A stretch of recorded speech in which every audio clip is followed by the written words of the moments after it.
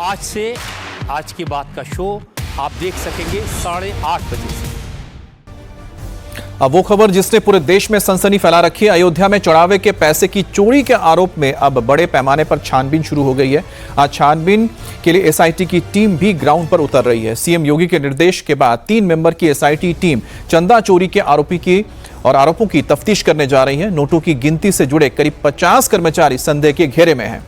Police और जांच एजेंसियों ने अब तक 5 कर्मचारियों से करीब 2 करोड़ रुपए की नकदी, 1 कार और 3 आईफोन बरामद किए हैं। लाखों करोड़ों की संपत्ति के प्रॉपर्टी के कागजात मिले हैं। एसआईटी की 3 मेंबर की टीम 15 दिनों में अपनी रिपोर्ट सरकार को देगी। अब तक कई कर्मचारियों के घर पर दबिश में लाखों कैश बरामदगी की रिपोर्ट सामने आई है। लवकुश मिश्रा, अनुकल्प मिश्रा समेत कई अन्य कर्मचारी जांच की रडार पर हैं। अखिलेश यादव ने राम मंदिर चढ़ावा विवाद में एसआईटी जांच पर भी सवाल उठाया है और कहा कि यह दुर्भाग्यपूर्ण है कि मंदिर में चढ़ावे की चोरी के आरोपों के बाद अधिकारी जांच करेंगे। यह साधु संतों का अपमान है, सनातन धर्म का अपमान है। अब आप देखिए, चढ़ावे की चोरी के बाद कितना दुर्भाग्य है कि हमारे धर्म के और मंदिर के लोगों की जांच पता है कौन करेगा? अधिकारियों को। बताओ, हमारे धर्म में को आगे बढ़ाने वालों की जांच अधिकारी करेंगे। इससे बड़ा दुर्भाग्य और क्या हो सकता है सनातन धर्म के लिए? कि बताइए, प्रभु श्री राम, मर्यादा पुरुषोत्तम राम के चढ़ावे में अगर कोई बात हुई है तो कैमरा बंद कर करके आपस में बातचीत कर लें और कैमरा बंद कर करके, आंखें बंद कर करके जो चढ़ावा चोरी हुआ वो वापस रख दो। भगवान प्रभु श्री राम माफ कर देंगे। लेकिन बताओ, अधिकारी जांच करेंगे हमारे भगवान के पुजारियों? ये सनातन धर्म का अपमान है। ये सनातन धर्म का अपमान है कि बताओ, हमारे साधु संतों की इतनी पवित्र और प्रतिष्ठित जगह की जांच अधिकारी करेंगे? ये सनातन धर्म पर चलने वाले कोई स्वीकार नहीं कर सकते। वहां कैमरे बंद कर दो, लाइट बंद कर लो, प्रभु श्री राम के सामने अपने आप कोई चढ़ावा फिर रख जाए। रामलला के गर्भगृह और दर्शन पथ के पास रखे दान पात्रों से जो भी नकदी निकाली जाती है उसे राम जन्मभूमि परिसर के अंदर ही बने एक गोपनीय कक्ष में ले जाया जाता है। सुरक्षा कारणों से इस कमरे की सटीक स्थिति को बेहद गुप्त रखा जाता है। इस कमरे में बाहरी लोगों का प्रवेश पूरी तरीके से वर्जित होता है। चढ़ावे की गिनती के लिए कुल 50 कर्मचारियों की मौजूदगी इस कमरे में रहती थी। 3 कैटेगरी में कर्मचारी काम करते हैं। 24 कर्मचारी नोट गिनकर उनके बंडल बनाते हैं। ट्रस्ट से जुड़े 12 कर्मचारी नजर रखते हैं और बाकी 14 कर्मचारी एसबीआई और टीसीएस की ऑडिट टीमों के सदस्य होते हैं।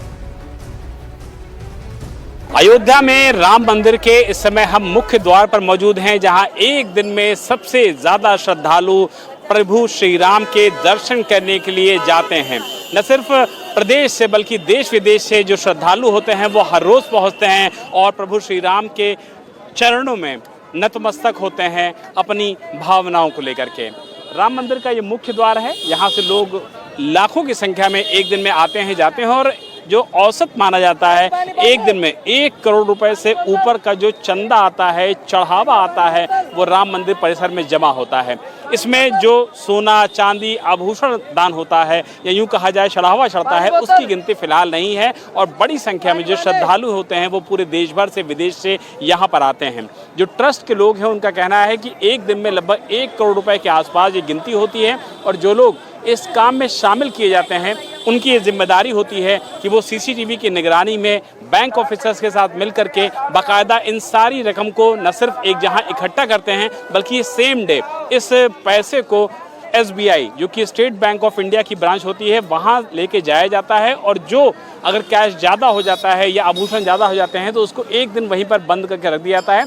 अगले दिन फिर इसकी काउंटिंग की जाती है और उसके बाद संबंधित बैंक ब्रांच में इसको लेके जाया जाता है। लेकिन जिस तरीके से राम मंदिर में चढ़ने वाले चढ़ावे को लेकर के न सिर्फ संतोष दुबे ने बल्कि दूसरे पदाधिकारियों ने भी जिस तरीके के सवाल खड़े किए हैं या यूँ कहा जाए कि जिस तरीके के हालात मौके पर मिले हैं, सर्कमस्टेंशियल एविडेंसेस जिस तरीके के मौके पर मिले हैं, वो अपने आप में कई तरीके के सवाल खड़े कर रहे हैं। और इसी को लेकर के फिलहाल यूपी सरकार ने एसआईटी का गठन किया है जो कि लखनऊ के मंडलायुक्त, लखनऊ के आईजी किरण एस और इसके अलावा वित्त विभाग के एक विशेष सचिव के तहत इस पूरे इन्वेस्टिगेशन को किया जाएगा, इस पूरी इन्वेस्टिगेशन को आगे बढ़ाया जाएगा और ये जाना जाएगा कि जो चूक की बात सामने आई है, जो चोरी की बात सामने आई है, जो गबन की बात सामने आई है, आखिर उसमें कितनी सच्चाई है। और इसी को लेकर के जो एसआईटी की टीम है वो यहाँ न सिर्फ पहुंचेगी बल्कि इस पूरे मामले को इन्वेस्टिगेट भी करेगी। और राम मंदिर चढ़ावे में चोरी को लेकर छानबीन जारी है। एक कर्मचारी के घर से 10 लाख बरामद किए गए हैं। दोनों आरोपी राम मंदिर में चढ़ावे के पैसे गिनने का काम करते हैं। इस मामले का खुलासा तब हुआ जब एक कर्मचारी ने करीब 1.5 करोड़ रुपए की जमीन खरीदी और दूसरे ने करीब 40 लाख रुपए का प्लॉट खरीद लिया, जबकि इनकी सैलरी सिर्फ 18 से 20 हजार रुपए थी। इस पूरे मामले में सबसे पहले नाम आया लवकुश मिश्रा का। ये युवक अयोध्या के पास रुदौली के सूजागंज इलाके के मीनापुर फगौली गांव का रहने वाला है। लेकिन जो आरोप हैं वो बहुत ज़्यादा गंभीर हैं, वो बहुत ज़्यादा खतरनाक हैं कि लवकुश मिश्रा ने इस पूरे मामले में न सिर्फ चोरी की है बल्कि इस चोरी की घटना को अंजाम देने में और लोगों की मदद भी की है। बताया ये भी जाता है कि जो अयोध्या ज़िले में फैज़ाबाद इलाका है, फैज़ाबाद इलाके में उसका एक घर भी बन रहा था और उसमें लाखों रुपए लगाए जा रहे थे। लेकिन इस पूरे मामले में जो लवकुश के परिजन हैं उनका ये कहना है कि इस पूरे मामले में लवकुश मिश्रा को गलत फंसाया जा रहा है। उसकी किसी भी तरीके की कोई भी गलती नहीं है। और इस पूरे फजौली गांव में अगर आप देखेंगे तो फिलहाल इस घर की जो पैतृक घर है लवकुश मिश्रा का, उसको देख करके कम से कम ये स्थिति नहीं लग रही है कि कम से कम यहाँ पर फिलहाल इस तरीके के पैसों को लगाया गया है।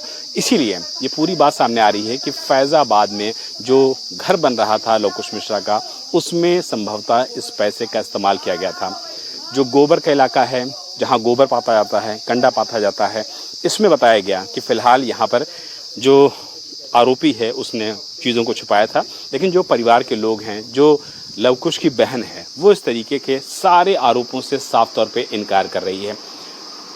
आप लवकुश की बहन हैं? हाँ। आप क्या कहना चाहते हैं? इंडिया टीवी के माध्यम से पूरे देश के लोगों को, दर्शकों को सच बताइए। सच के ये है कि जो अफवाहें फालतू के उड़ रहे हैं कि गोबर में पैसा पाया जाता है, लवकुश के वहाँ से नहीं 10 लाख बरामद हुए और राम मंदिर से कुछ लोग आए थे पैसा लेने, ऐसा कुछ भी नहीं है। हमारे भाई को सब लोग गांव वाले और सब और बाहरी लोग इनको फंसा रहे हैं। लवकुश मिश्रा के रिश्तेदार भी जांच के दायरे में हैं। शुरुआती तफ्तीश में 18,000 की कमाई करने वालों के लाखों करोड़ों के प्रॉपर्टी के खुलासे हुए हैं। अब एसआईटी की टीम तफ्तीश कर रही है। हम इस समय अयोध्या के कौशलपुरी इलाके के फेज 2 में मौजूद हैं और ये जो घर आप मेरे ठीक पीछे देख रहे हैं ये अनुकल्प मिश्रा का घर है, जो कि रिश्ते में लवकुश मिश्रा, जिसके यहाँ कथित तौर पर 10 से 12 लाख रुपए मिलना बताया जा रहा है। राम मंदिर ट्रस्ट का जो चढ़ावा आता है उससे चोरी के मामले में उसमें बताया जा रहा है कि लवकुश मिश्रा का ये सारा लगता है अनुकल्प मिश्रा। और ये बताया जाता है कि कुछ सालों पहले इस प्रॉपर्टी को अनुकल्प मिश्रा ने लगभग 65 लाख रुपए में खरीदा है। और फिलहाल अगर घर की बात कर लिया जाए तो घर में फिलहाल अभी कोई मौजूद नहीं है।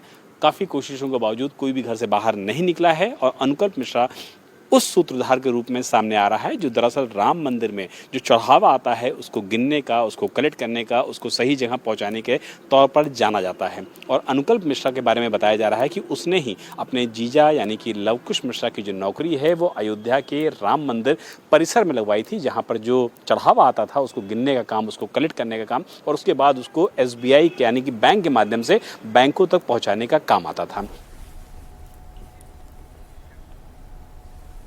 और अखिलेश यादव और सपा के आरोपों पर यूपी के डिप्टी सीएम ब्रजेश पाठक ने पलटवार किया और कहा कि पहले अखिलेश जी को बाबरी चंद का हिसाब बताना चाहिए। अवधेश प्रसाद कह रहे हैं कि जो चोरी हुई है राम मंदिर में इसमें व्यापक स्तर की एजेंसी जांच करनी चाहिए, एसआईटी से काम नहीं चलेगा। आप उनसे पूछो बाबरी मस्जिद में चंदा इकट्ठा तो उसके बारे में एक बार बात करके दें।